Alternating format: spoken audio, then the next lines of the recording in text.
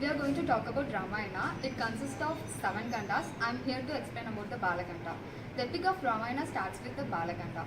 It describes the birth of Rama and his 3 young brothers Lakshmana, Bharatan and Shatrugna. They were all born after the father King Dasharatha performed the Yaha after the advice of a sage. The Yaha took place under the supervision of the sage. At the age of 16, Rama and Lakshmana trained under the sage Vishwamitra. They gain more knowledge and they get trained about how to use the weapons, and they also kill the powerful demons also. After Rama and Lakshmana with the sage Vishwamitra attend the Swayamvara of Sita organized by her father. After that, he got married to the Sita and by breaking the Shiva Darsha. After that, Lakshmana got married to the Urmila. I am going to talk about Ayodhya Ganda. After 12 years of marriage between Bhagwan Sri Rama and Mata Sita, King Dasharatha announced to crown his eldest son Bhagwan Sri Rama as the new king of Ayodhya. It did not go as expected. On the night before the coronation, Kaidegi claimed her 2 bones after being instigated by her maid Mantra. Kaidegi demanded 14 years of exile in the forest for Raman and crowned Ayodhya for his son Bharatan. King Dasharatha was bound to his oath and had to accept the rigid demands of Kaidegi. Bhagwan Sri Rama agreed to the decree of his father with complete respect. Lakshman joined Sri Rama in the exile. Dasharatha was unable to control the grief of getting separated from his son, which leads to his death. Bharatan came to know about the events that happened in Ayodhya while he was visiting his maternal uncle. Bharatan then attempts to bring his brother back from his exile, but Sri Rama was dedicated and wanted to follow the last decree of his father. Start. I am going to explain the third Ganda, that is Aranya Ganda. Rama, Sita and Lakshmana started to reside in the cottage in Panchavati forest. After a while, they encountered the demon Surpanakha, who attempted to reduce both the brothers and failed. Out of anger and jealousy, she attacked Mahasita. Lakshmana instantly intervenes and saved Mahasita by cutting Surpanakha's nose. Surpanakha then narrated the incident of the mutilation to her brothers, Kara and Dushyant. Faced an attack and got killed by Sri Rama single-handedly along with the demon army. Ravana heard about the demons of his brother and the mutilation of his sister Shurpanakha. He took capture Sita with the help of his uncle Marisha when Rama and Lakshmana were not in the cottage. He took Sita to Sri Lanka and his Pushpak Vimana. During the search of Mahasita, Rama and Lakshmana encountered the demon Kabanda, who was the Kandava in past life. He was killed and got free from the curse of. Later they met Shabari, who showed the path and directed them towards Rishmukhi Pavat, where Sri Hanuman and Sugriva resided.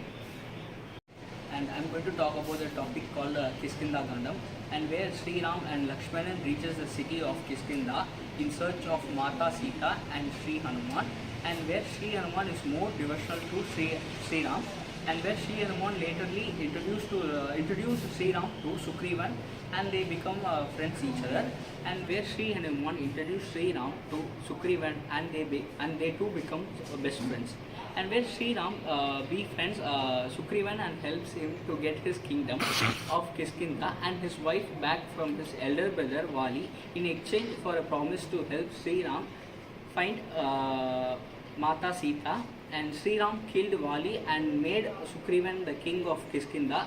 After later time, the time passed by the Sugrivan, and he forgot his promises that he made to Sri Ram.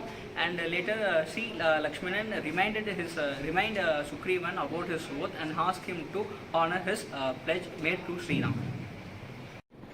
So let's now see what Sundaragandam is all about. The Sundaragandam traditionally read first when reading the Ramayana.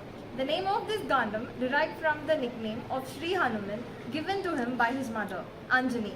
The Sundaragandam is the heart of Valmiki Ramayana and contains a detailed and vivid summary of the Hanuman's journey.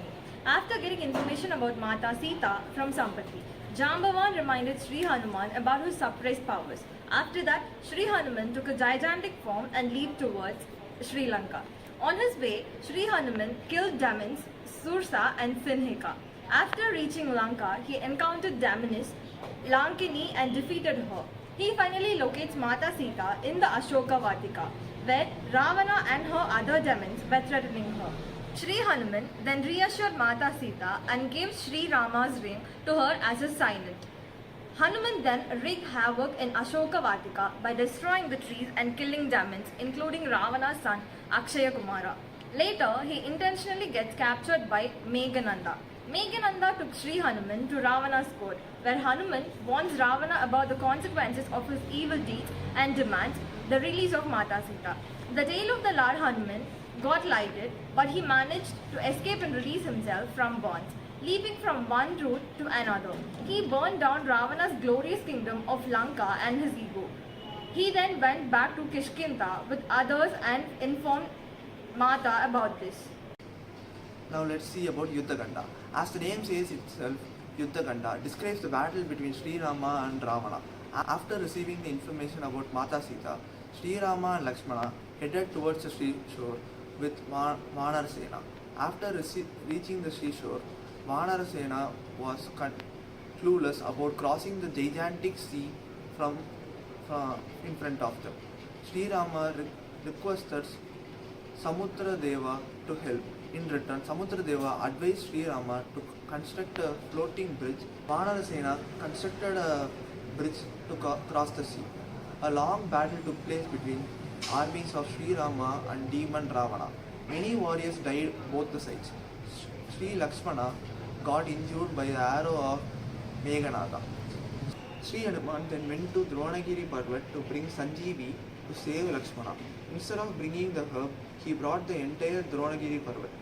Ravana lost his son Meghanada and brother Kumbhakarna during the battle. Several days the battle passed. Ravana got killed by the arrow of Sri Rama after Vibhishana revealed the secret to kill Ravana with Sri Rama.